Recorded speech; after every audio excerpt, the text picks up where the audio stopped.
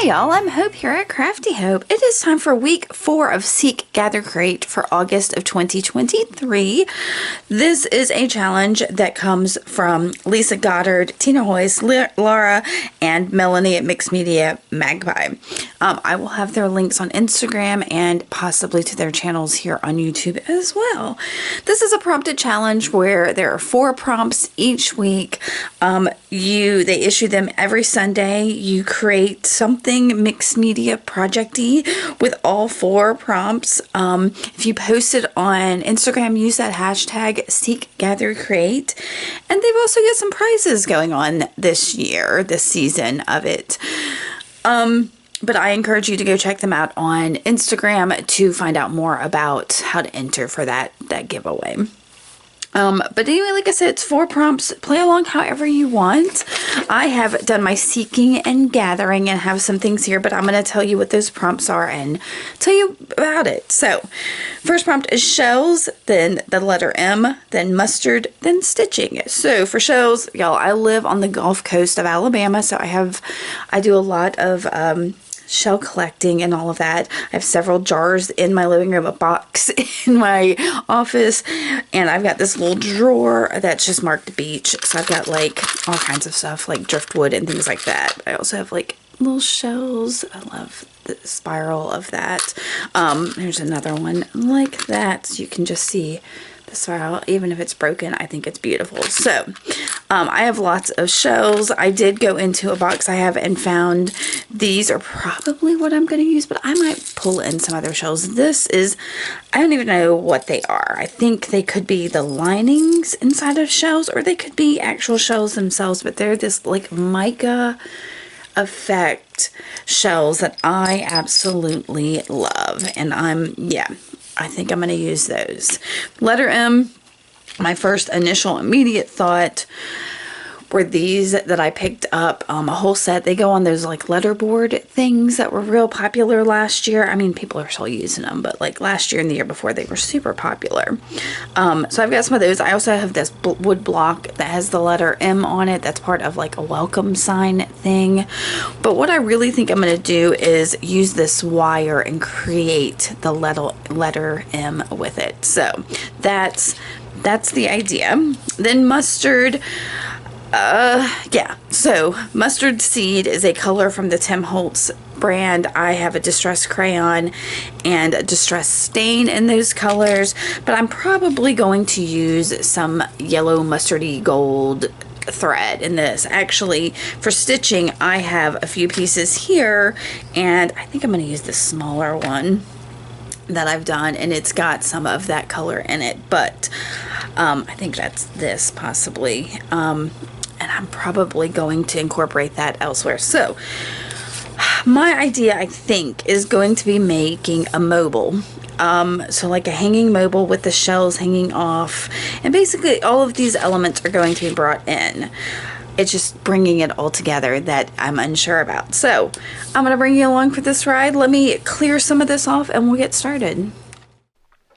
All right, so the first thing I did was pull out some of that wire. This is some floral wire from the Dollar Tree, super cheap, super pliable, and just, I thought it would be fun to play with. So before I cut my wire, I decided to go ahead and make the M that I thought I wanted to make, and I'm using that little stitch piece folded in half as my guide for how wide I want that M to be. So I'm pretty sure that's what I want to do. That's my M, and I'm going to form it with this cheap wire. So I am measuring out my wire by basically, going over that M that I drew to figure out about how long it needs to be, and I'm going to cut it a bit longer just so that I have more than enough. And then I will grab some a measuring tape to figure out how long that is. And I can't remember. I measured in centimeters because sometimes that gives me a more accurate measure. But basically, I'm measuring it so I know what the center point is going to be. So that's all I needed. So I put my finger on that center point. I'm using round nose pliers, and I am wrapping that center point around round nose pliers so I have a loop right there. And then I'm going to angle that wire up and form the rest of my M. I'm going to use those pliers a little bit, but this does not have to be exact. At the time, I actually didn't even know that. For the most part, I knew the top of that M was going to be hidden. I really just wanted, the M is in there, but it's mostly going to be hidden in this. I'm basically using it for where the loops are. So I'm cutting this fairly even on either side, as close as I can be. This isn't going to be perfect. It's fine. It's going to be a neat little decoration. Once it is cut, I'll take those round nose pliers again and make loops on either side on those other two. And that is great because it gives me a hanging point for something else. Yeah, and we'll get to that in a second. So the first thing I would do is make that wire less pliable to make sure it kind of holds itself in place. So I brought out my bench block and a hammer. You could do this on any good flat surface and just hammer it. This work hardens your wire so that it's not, it like firms it up. It makes it less pliable. So that's all I'm doing. I flipped it over on both sides. Yeah, and see, it's less, it's more bouncy and less like bendy, if that makes any sense. So once it's done, I'm going to get another little length of wire here. I don't often measure. I'm just kind of like, that seems like enough. This was almost not enough, but I got it to work. So I'm slipping that in under the bend of that stitch fabric, and I'm gonna basically make like a coat hanger for it. So you're gonna see I'm gonna kind of bend this and move it. And I'm gonna admit to you that while I was doing this project, there was a lot going on in my house. I had a dishwasher repairman over who was in the kitchen, and my husband was in the house flipping breakers and all kinds of things. So, and one of the breakers is in my craft room, so he was coming through there, and I was absolutely distracted through this whole project. So yeah, it's just how things worked out. But you can see I'm kind of making this coat hangery shape and trimming it down. I did a little bit of a wire wrap there where I bent that. I'll put a link to how to do wire wraps at the top. But basically, I just wrapped that wire around one end of the wire around the other end of the wire. So, and then I've bent that up. I'm going to trim it down again and make a loop at the top. Once that is done, I'm going to fit that back through, get things straightened. Like I said, this wire is super pliable. I'm not even sure what gauge this is. This is from the Dollar Tree. It's probably like a 16 gauge wire. It is pretty thick wire, but like I said, very soft. So again, I am going to work harden it by hammering it on my bench block, just like so. All right, now that that is done, it is time to turn into what's going to hang from the bottom of my M. So I am going to use that mustard colored embroidery floss that's also on my stitching and my shells. So I'm gonna, and I kind of got ahead of myself by going ahead and putting my thread on my needle. I didn't need it on my needle yet. First, I was like, what am I doing? First thing I need to do is make sure there were holes in these shells. Now, I'll go ahead and admit to you, these shells are very thin, very breakable. So I knew what I needed to poke holes in it was something fairly small, and I'm going to use the needle that I've got threaded to start with, but then it starts messing up my thread and I'll switch to a different needle. But I'm going to be as delicate as I can with this. And even so, I break several of the shells. So I'm putting this, this was my idea. This is how I wanted to hang things. It's not going to work out exactly like this because some of the shells chipped and broke in the process. And that, that's why I have so many of those shells pulled out, is because I knew something like that would happen. So here's me trying to get a hole in the shell, and I'm tapping my fingers. What can I do? And I had better luck there when I held it up to just push it through. But what I'll end up doing is marking some of the holes with an ultrafine Sharpie marker, and then using that little hammer that I have to kind of lightly tap on the top of my needle to get the holes to go through. And I'm sorry I'm working so far down at the bottom of my table.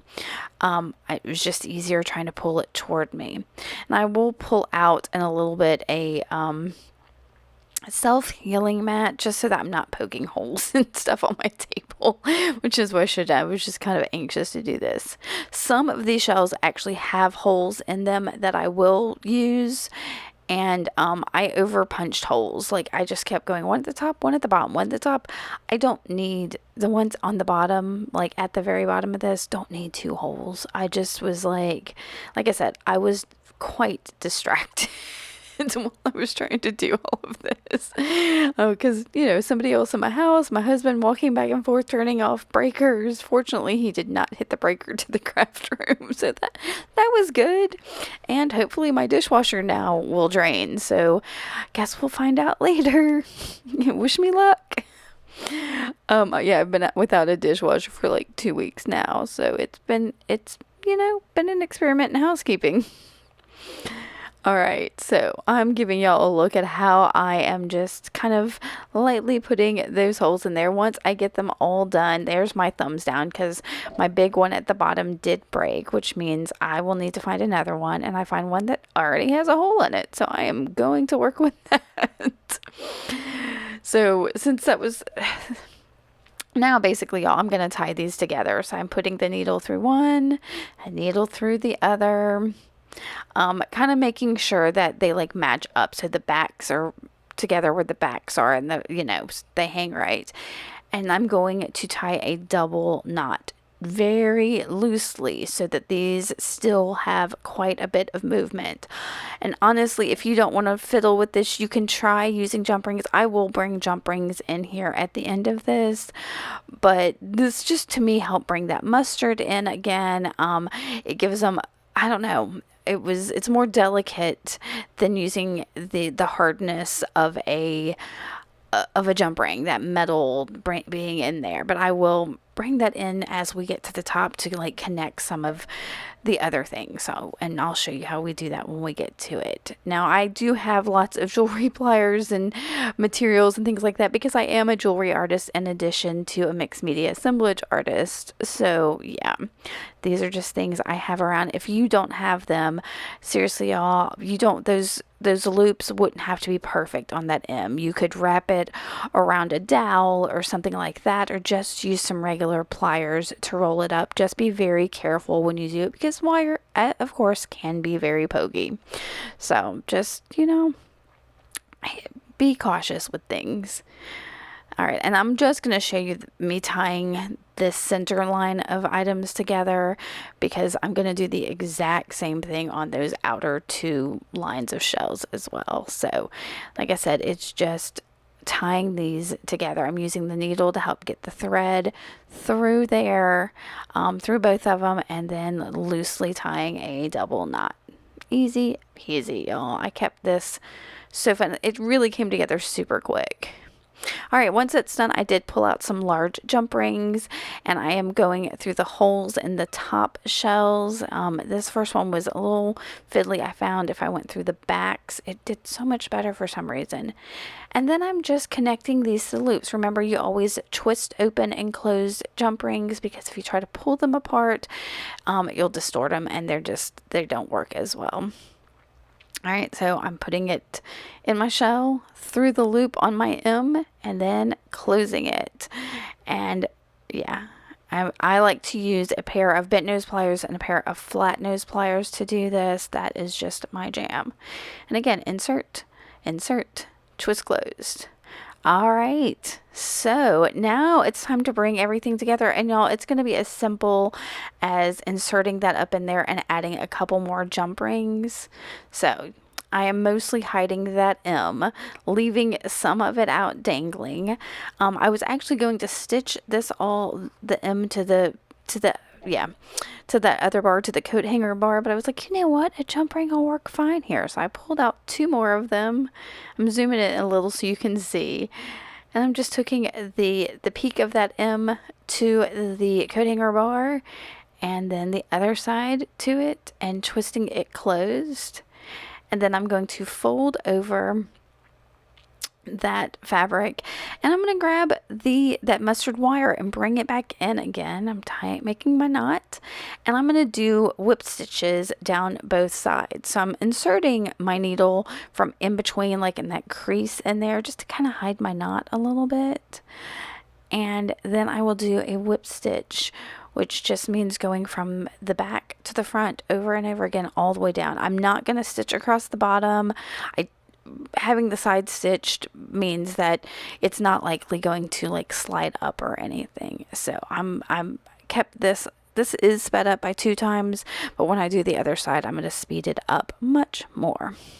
I'm going to go ahead and tell you that once I get these stitches done, this project is basically over. I mean, it was super simple, just bringing the elements together. I didn't add a whole lot to it. I wanted to keep it simple. These seemed a little hard for me, and yeah, I enjoyed it. So I did to hang this, I used some fishing line that I just looped through the loop at the top of my coat hanger there, and then I can add a hook at the top of that to hang it on anything, or I could tie it to whatever, or just put a hook on there, or you can make your loop on your coat hanger big enough that it can accept a hook, just however you want to hang this. Like I said, I've got some fishing line and a hook at the top of mine, and it's hanging in the window in my office as we speak. I've got some pictures of this and of it hanging. The ones of it hanging are kind of hard to take because I do have it in my window, so it's brighter outside. But you do get to see how the light comes through those shells so beautifully, and that was what I really wanted with these specific shells, was the thinness of them allows you to see the light through them, and so it works kind of neat as a sun catcher, mobile, whatever you want to call it. Now, those stitched pieces that I used are just something I do while I'm sitting on the couch in the evening. Sometimes I've just got scraps of fabric and some thread, and I sit there with the needle and just basically doodle with the thread. So yeah. Alright, so I'm going to tie this one off here and trim it, and I'm going to get another piece of that mustard colored thread and stitch over here. So I've brought stitching in several ways here, I think. Along with, the M is hidden, but it's there. The shells are absolutely there, and mustard is all over this thing. I think it's that specific color. I ended up not using any of that mustard seed in there, but I think we'll all say that, yeah, that's mustard colored, right? Alright guys, I'm going to finish this up real quick and give you a few looks at it. If you like this, make sure you give me that thumbs up. Subscribe if you haven't yet subscribed, and definitely go check out the hostesses and what they have made, along with anybody else that has used that hashtag Seek Gather Create. I appreciate you spending this time with me, and I will see y'all later. Bye.